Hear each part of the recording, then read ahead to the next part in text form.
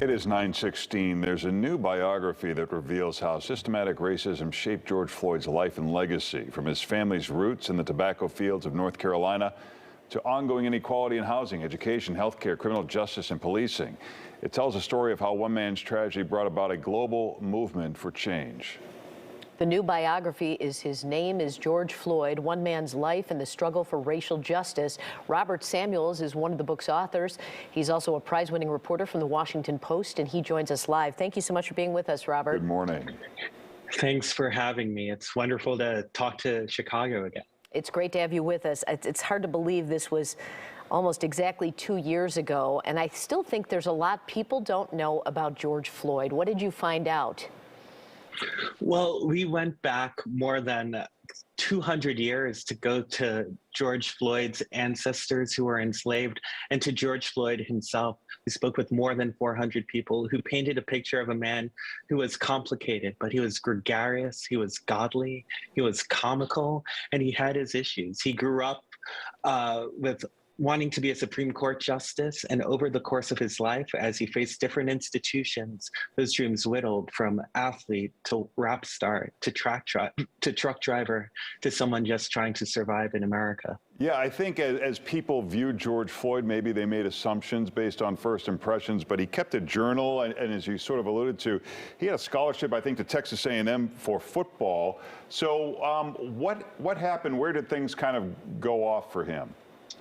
Well, things shifted. And to start, he grew up in an under-resourced neighborhood in a school system that was crumbling and that told him that focusing on sports was the way out, because his high school football team, Jack Yates High School, was known for being tremendous.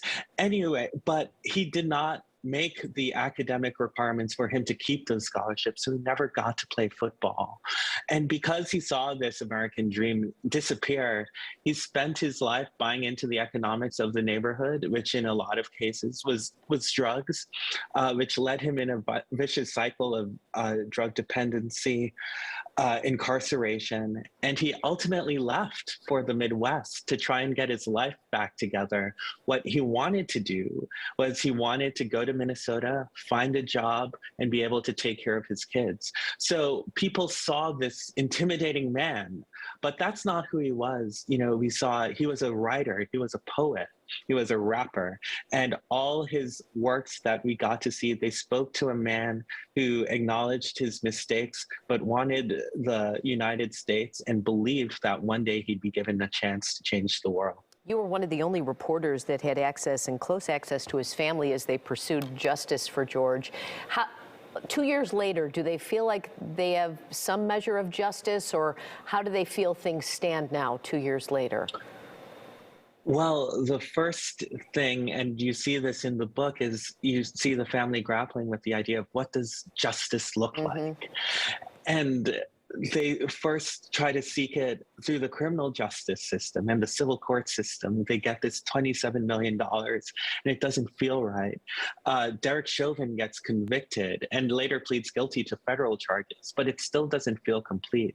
What the family is looking for is systemic change and a rethinking of the American policy. And that's not something we've fully seen. The Policing Act, the Federal Reform Act that was in George Floyd's name, has still yet to be passed, and those negotiations crumbled before Congress.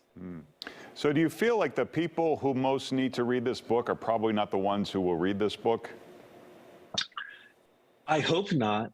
What we hope this story does is it reminds Americans of George Floyd's humanity. You know, we say people weren't moved to march because he was a saint. They were moved to march because he was a man. And in this story, because you get to know him and you also get to see the structures that he faced and the persistence that he had, we hope that readers, whether you're conservative or not, no matter what you believe, will see him as an American and wonder how we can build a better tomorrow so there aren't more George Floyds. Because what happened to him, the struggles he faced started long before a knee was on his neck. They were there from the very beginning.